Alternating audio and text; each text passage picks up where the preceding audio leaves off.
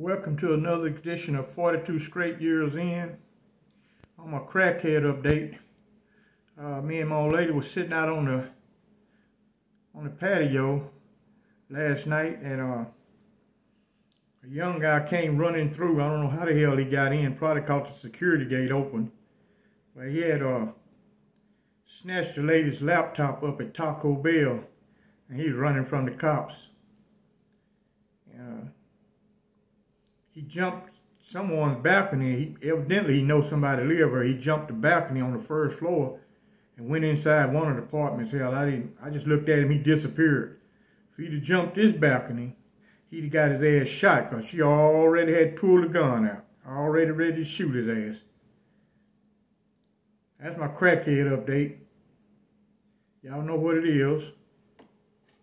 Get your shanks out and let's get ready to ride.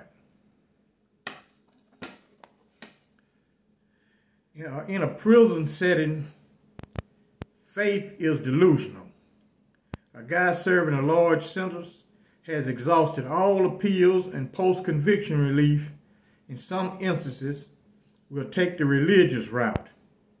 There are tons of guys in prison stating that God is going to release them from prison. The penalty for your crime is incarceration. It's all up to you to remain in good mental and physical health to be interviewed by a parole officer. You just got to stay alive and hope that a parole panel releases you. No one is going to help you. You must make it happen yourself. Faith without work is dead. Now, I've had several guys in prison, a lot of guys in prison they call Reverend so-and-so and Reverend this. I had a guy one day tell me, me and him was playing chess on the rec yard. He told me, he said, man, the reason you still in prison was you ain't got God. But he's serving a 99-year sentence. He said, that's why you still here. You had God in your life, you'd have been gone home a long time ago. I say, you ain't never thought about the nature and seriousness of offense? You ain't never thought about that? That's what keep me in here? You ain't never thought about the trial officials in Dallas County protest all my paroles? You ain't never thought about that. That play a part in your release also. I ask him, I say, okay, you got God, but you still got 99 years. When is he going to release you? And of this video, he's still incarcerated. I just looked him up on the prison website. God hadn't released him yet. Miracles do happen. But there's a thin line between miracles and delusion. You're not putting no work in. Your family don't have no money to hire an attorney. No outside organization is assisting in your case. You're going to do the time. You're going to serve every day of it. And I saw not one inmate be released from prison through religion. I met a lot of people. I ain't saw not one yet. I saw them all do their time or a court overturn their conviction. I ain't saw not one. Just miraculously, he wake up and they tell him, hey, you on the chain. You going home in the morning. I ain't never seen that happen. And no one else have seen it happen.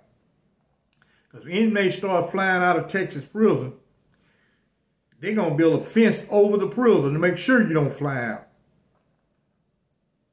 All right, I'm going to go to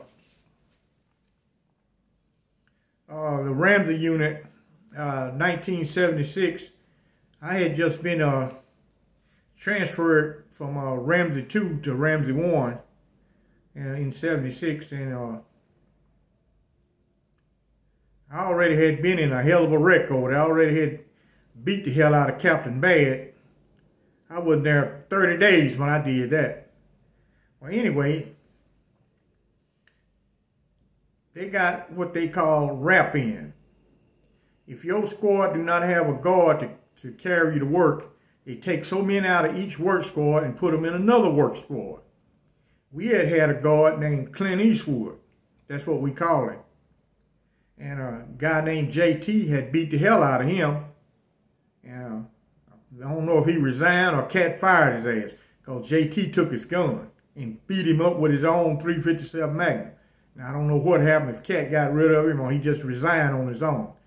But, so we didn't have no guard to carry our squad. So Red Ryder wrapped us in with other squads. He placed me and a couple more guys in 8-hole, which was a all-white squad. And we chopping cotton. Now, we out of 1-hole.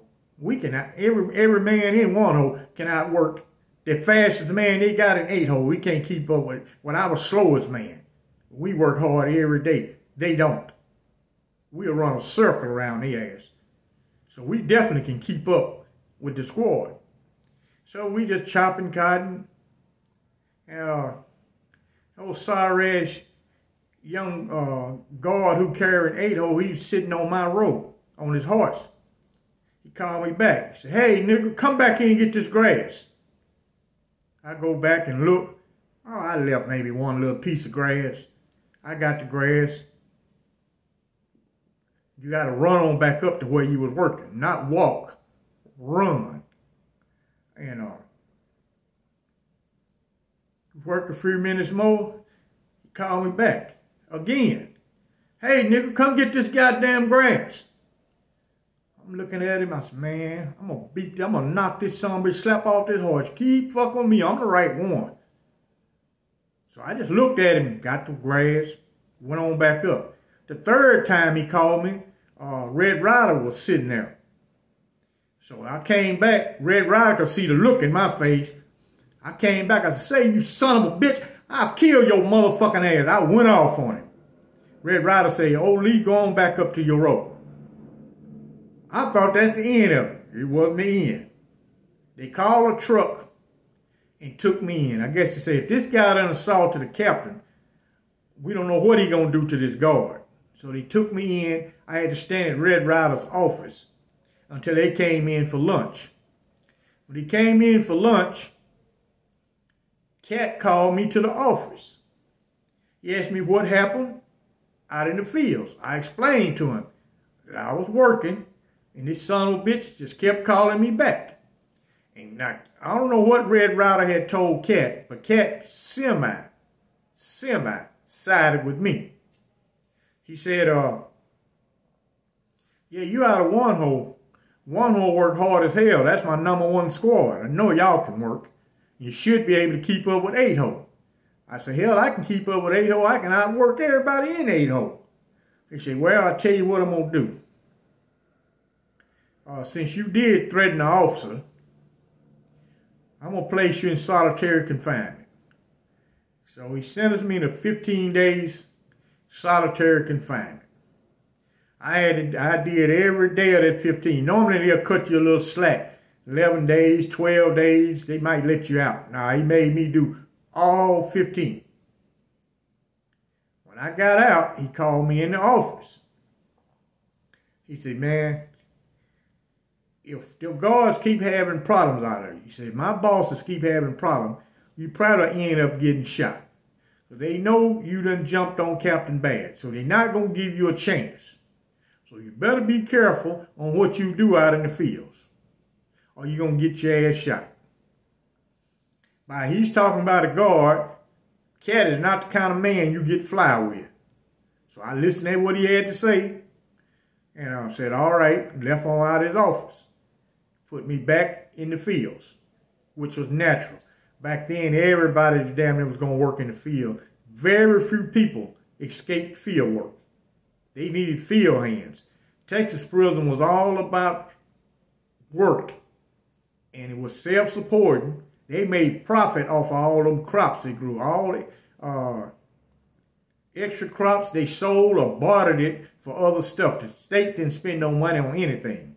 That's why the brutality went on so long. Nobody gave a damn back in the 70s about no inmate. Nobody didn't give a shit about no inmate. Yeah, once we had a chaplain at Ramsey named Chaplain Birch. A sorry, rotten piece of shit. And I finally went to church, so I had heard a lot about this old sorry-ass chaplain. So one Sunday, I said, well, I'm going to go to church to see this with my own two eyes. Is this man really this fucking pitiful? When you go into the church, he played Bringing in the Thieves. He be singing it. I look at this sorry son of a bitch. We got in there, his whole sermon was on. He said, today is a good day to go to work. Now, it's a Sunday. They ought to take y'all ass to the field and make you pick cotton today. You ain't nothing but a bunch of thieves.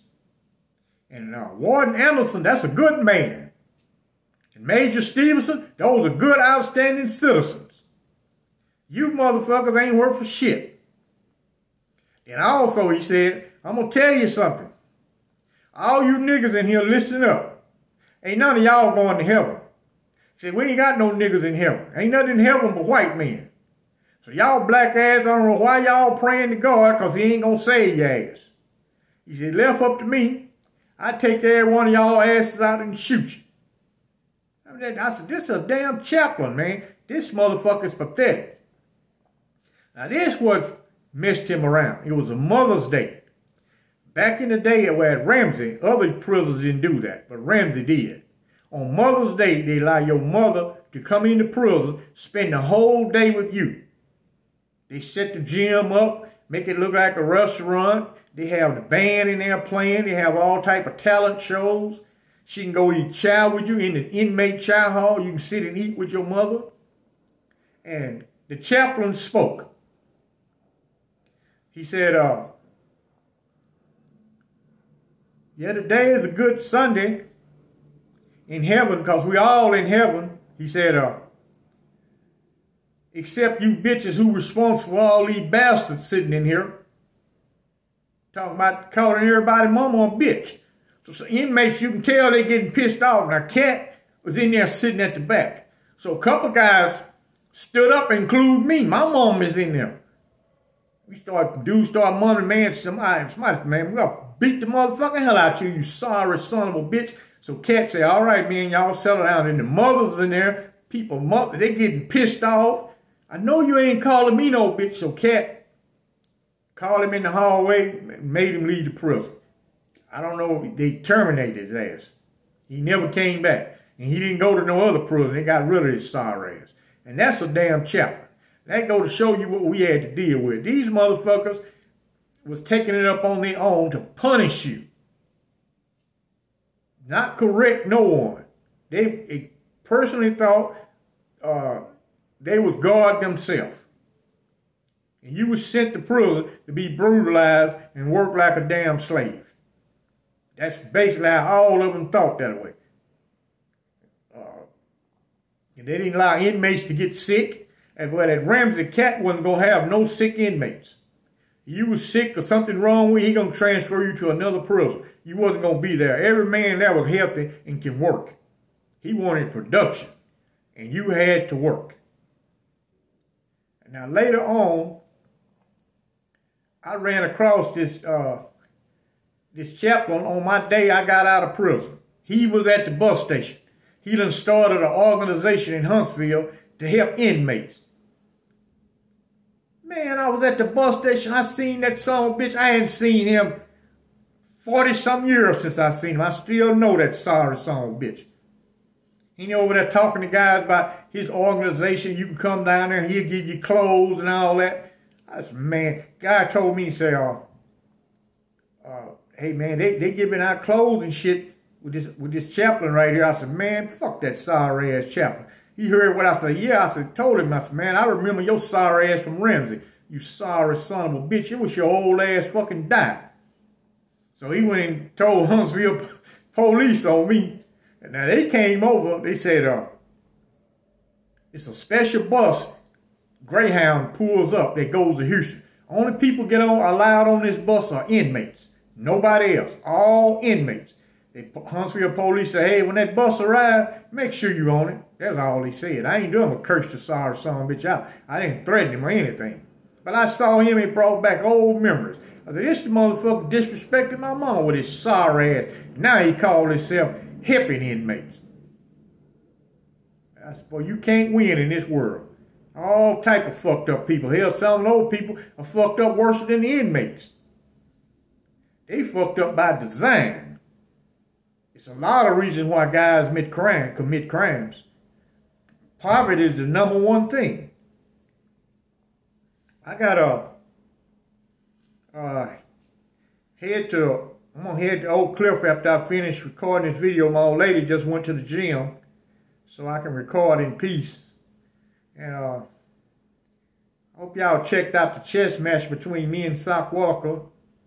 I don't know when we'll play again, but that was I had a lot of fun.